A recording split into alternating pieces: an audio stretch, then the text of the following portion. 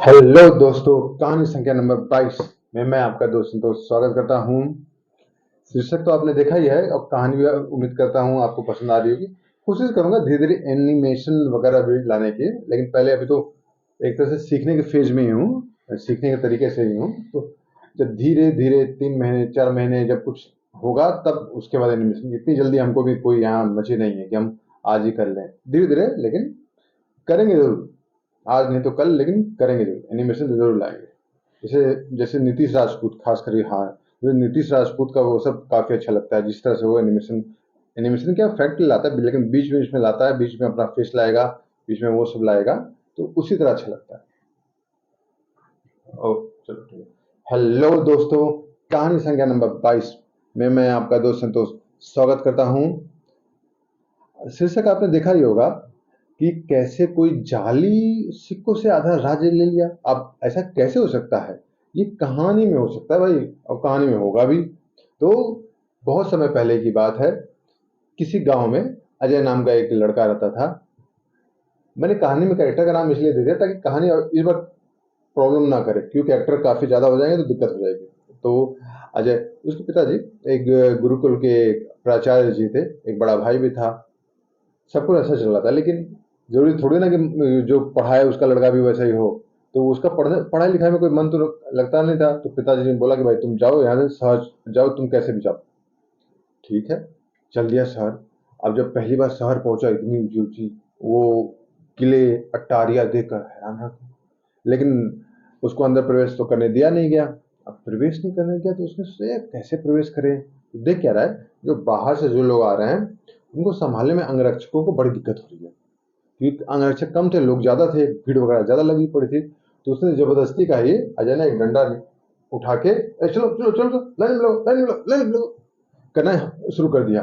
भाई उसका तो डंडा था, तो लोगों को लगा ये अंगरक्षकों के साथ है, सब उसकी बात मानने लगे। धीरे धीरे भीड़ छटने लगी, और जो द्वार रक्षक थे उनके लिए काम आसान हो गया। द्वार रक्षक खुश हो गए कि भाई चलो, किसी ने तो उनकी मदद की। खुश हो गए, बोले तुम्हें क्या चाहिए? बोला कि मुझे कुछ काम चाहिए नगर में। बोला ठीक है चलो। उन्होंने उसे जो तलवार वगैरह बनाने का जो शाही स्थान था जहाँ सभी बनाते थे, वहां पर काम दे दिया। काम अच्छा चलने लगा उसका। उसने, अच्छा देखिए एक बात और उसने गौर किया, देखिए उसकी नज़र जो थी चीज़ों को समझने की बड़ी तेज थी। पढ़ाई लिखाई नहीं थी तो क्या हुआ, लेकिन नज़र तो थी, दिमाग था, समझता कैसे था। उसने देखा कि वहां पर लोहे का कोई काम नहीं होता, ज़्यादा ज़्यादा तो तांबे का काम होता था। जैसे तांबे की तलवार थी ऐसे, उसको लोहे के हथौड़े से पीटते थे। हर जगह तांबा तांबा तांबा, लोहा बहुत कम होता था। और जब भी लोहे के बारे में, मतलब उनको नॉलेज लोगों को बहुत कम था, हर जगह तांबा से चलता था। बोलता था कमाल है यार, ये एक ही तलवार है और ऐसी सैकड़ों तलवारों को ये लोग थोड़ा पीट चुका है, लेकिन इसको कुछ नहीं हुआ, तलवारें बनती गई, टूटती गई। तब उसको समझ में आया, नहीं, दम तो लोहे में है, तांबा तो ऐसे ही है, लोगों ने हाई फाई करके रखा हुआ तांबे को। अब उसने क्या किया, धीरे धीरे थोड़ा थोड़ा, और हाँ जो दाम था वो एक शेर तांबा के बराबर 10 शेर लोहा, मतलब इतना ज्यादा अंतर था, इस तरह से अंतर था। थोड़ा थोड़ा तांबा उसी में से हल्का हल्का हल्का हल्का हल्का लेकर रखने लगा, हल्का रखा। अब उसको चाहिए था लोहा, क्योंकि लोहा उतनी ज्यादा मात्रा में था नहीं जहाँ हथियार बनाता था। उसने क्या किया, जो उसके पास थोड़ा थोड़ा तांबा था, तांबे को गलाकर सिक्के बनाना शुरू किए। और रही बात मोहर की, तो मोहर हल्का फुल्का डिफरेंस होता था, लेकिन काम तो चल ही जाता था। और आज काम तो आज भी चलता, बहुत सारे लोग बनाते ही है। उसने हल्का बनाकर सिक्के वगैरह मार्केट में निकालना शुरू किया। एक, दो सिक्के। अब चूंकि लोगों को क्या पता लगा, लोग सिर्फ निशान देखते थे, ऐसे ऐसे रगड़ कर देखते थे, निशान नहीं छोड़ा था, हाँ भाई ओरिजिनल है। लोग लेते, उसके बदले में वो बोलते कि भाई तुमको क्या चाहिए। वो बोलता कि हमको लोहा दे दो। लोग ध्यान तो देते थे उनको, अपने सिक्के से मतलब था, लेते, बोले ठीक है ले जाओ ले जाओ। जाली सिक्का आता, लोहा उसकी जेब में आ जाता, जाली सिक्का देता, लोहा उसकी जेब में आता। करते करते उसने पूरे मार्केट में जाली सिक्के ही भर दिए। अब ये बात राजा को पता लगी। राजा भी बड़ा चौंक पड़ा, यार ये पूरे जाली सिक्के कहाँ से आ गए। खैर, पता लगाना तो कोई मुश्किल तो काम है नहीं राजा के लिए। राजा को पता लग गया, सिपाही पकड़ के लेकर आए। तो तुम्हारी इतनी हिम्मत हो गई, तुम मेरे राज्य में जाली तांबे का सिक्का चला रहे हो। बोला महाराज मेरी क्या गलती है, आप लोग जैसे स्थिति करें ऐसे तो आप लोग की हार तय है, आप लोग तांबे की तलवार से लड़ाई कर रहे हो, लोहा होते हुए भी लोहे का इस्तेमाल आप लोग नहीं करते हो। राजा बोला क्यों, क्या क्या दिक्कत है भाई तांबे में, हमारे एक चोट लगे कि नहीं लोहे की तलवार की, आपकी तांबे की तलवार पिघल जाए मुड़ जाएगी ऐसे। बोला साबित करके दिखाओ। मैं चलो साबित करता हूँ। अजय और जो सेनापति था दोनों के बीच बोला कि ठीक है एक मुकाबला होगा, अभी साबित हो जाएगा। सेनापति ने अपने तांबे की तलवार निकाली, अजय ने अपनी लोहे की तलवार निकाली। लोहे की तलवार क्या खुदरा खुदरा सा तलवार था। लाओ मुकाबला हो जाए। दो तीन बार हुआ हुआ मुकाबला, हल्का फुल्का हुआ। अचानक अजय अजय ने इतना तेज से मारा कि उसकी तांबे की तलवार ऐसे कट ऐसे कट ऐसे मुड़ कर ऐसे हो गई। अरे बाप रे, ये क्या हो गया। यही तो मैं आपको साबित करना चाहता हूँ, क्योंकि आप लोग नहीं समझ रहे हैं कि तांबे में उतना दम नहीं जितना इस लोहे में दम है। ऐसा बोला यार बात तो सही कह रहे हो तुम। एक काम करो, आज से तुम लोहे की तलवारें बनाने का काम तुम्हें दे दिया जाता है, तुम आज से ये काम करो।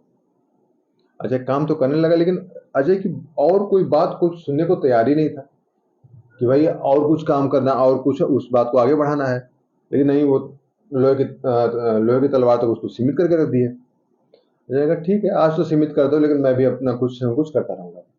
उसने धीरे धीरे भाला बनाया, तीर बनाया, फेंकने वाले मतलब जो उस तरह होते हैं ना जो एक साथ तीन तीन इस तरह से निकल जाते हैं, वो बनाया। सब कुछ अलग अलग उसने बना के अपने पास रख लिया था। हाँ, वो जो हाथी पकड़ने का शिकंजा होता है वो लोहे का बनाया था। बना के वो पूरी तैयारी में था कि देखते क्या होता है, कभी भी मौका मिले बस उसके लिए उस बात के लिए तैयार था। एक बार क्या हुआ कि लड़ाई तो चलती रहती हैं, आप भी जानते हैं।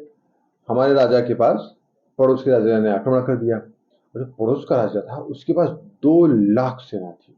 अब 2 लाख सोचो, अगर आदमी खड़े हो जाए तो कहाँ से कहाँ तक रहता है, इतनी सेना थी। और हमारे उस राज्य के पास जो अजय का राज्य था मुश्किल से 40,000, यानी एक एक मुलाकात एक के मुकाबले 5 आदमी उधर थे। कहाँ से मुकाबला होता। अगर वो खाली हाथ भी लड़ते 2,40,000 से तो भी जीत जाते। स्थिति तो ये थी। अब राजा बोला यार अब लड़ाई तो तय है, अब चलो चलते हैं। ये बात अजय को भी पता लगी। अजय बोला ठीक है, अब मैं राजा को मैं जिताऊंगा, मैं बताता हूँ कैसे कैसे काम होगा। जिस जगह युद्ध होने वाला था पहले तो मैदान तय होता था ना, यहाँ भाई यहाँ युद्ध होगा। अजय एक दिन पहले वहां पहुंच गया। पहुंच के उसने घास वगैरह रख के लोहे के जो ऐसे होते हैं ना पकड़ने वाले हाथियों को, वो पकड़ने वाला वो लगा दिया।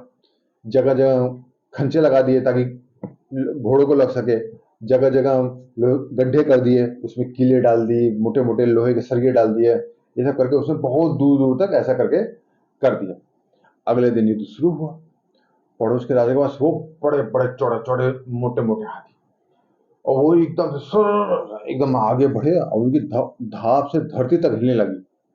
लेकिन अजय अपना कॉन्फिडेंस के साथ एकदम आराम से बैठा हुआ, एकदम घोड़े पर बैठा हुआ है। राजा जो राजा का राजा तो वो बेचारा घबरा रहा कि अब क्या होगा क्या होगा। और जैसे ही हाथी उन शिकंजों के पास है, शिकंजा ऐसे ही खटाक खटाक खटाक खटाक खटाक 5-6 हाथी उसी में बुरी तरह से घायल हो गए। घायल हुए तो हाथी उधर अब दुश्मनों की तरफ जाने के बजाय अपने साथियों के पास भागे, मतलब अपनी सेना की तरफ भागे। अब सेना में तो आधी तो भगदड़ मच ही चुकी थी। अब जो बची थी, जो सिकंदर उसने घोड़ों को लगाया था घोड़ों को भी लग गया, और जो पैदल सेना थी उनको भी लगे।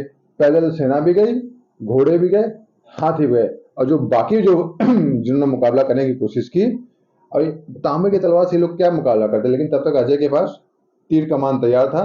उसने अपने कुछ साथी भी रखे थे, और तीर कमान से सन सन सन मार मार के एक तीर में, मतलब तीर यहाँ लगे तो एक तीर से इधर निकल जाए दूसरे को भी लग जाए, मतलब एक तीर से दो दो आदमी, इस तरह से सब एकदम नुकीला एकदम पॉइंटेड। अब ऐसा हुआ तो भाई साहब 2 लाख की सेना और कहाँ 40,000। मुझे लगता है कि ऐसे 40,000 में 4 भी ना मरे होंगे, वहां कम से कम 10,000 मर गए। ऐसी स्थिति भगदड़ मच गई थी। वो तो सेना बुरी तरह से हार वार के भाग गई कि बोला भागो यहाँ से, बात की बात देखी जाएगी।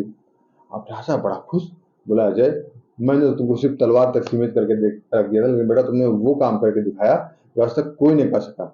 आज तो तुम्हारे सारे माफ, जाली सिक्कों का तुम्हारा धंधा भी माफ, सब कुछ माफ। और राजा ने खुश होकर बोला कि यही है हमारा योग्य उत्तराधिकारी, इसको आधा राज्य और राजकुमारी दोनों दी। और हर कहानी में हमें कब अच्छा लगता है कहानी, भाई जब राजकुमारी मिले और आधा राज्य मिले। तो इस कहानी में भी यही हुआ, आधा राज्य भी मिला, राजकुमारी भी मिली। तो इस प्रकार जाली सिक्कों के द्वारा उसने आधा राज्य भी प्राप्त कर लिया। बुद्धि का इस्तेमाल करो, जाली नकली कुछ नहीं होता, जो है बुद्धि है। तो कहानी गई वन में, सोचो अपने मन में। कल मैं फिर एक नई और ताज़ा तरीन कहानी लेकर आऊंगा। चैनल को लाइक सब्सक्राइब करिए और कोशिश करूंगा एनिमेशन बनाने के, लेकिन थोड़ा समय लगेगा, हो सकता है 1 साल का भी समय लगे, लेकिन लगेगा, लेकिन एनिमेशन पक्का बनाऊंगा। Signing off, bye.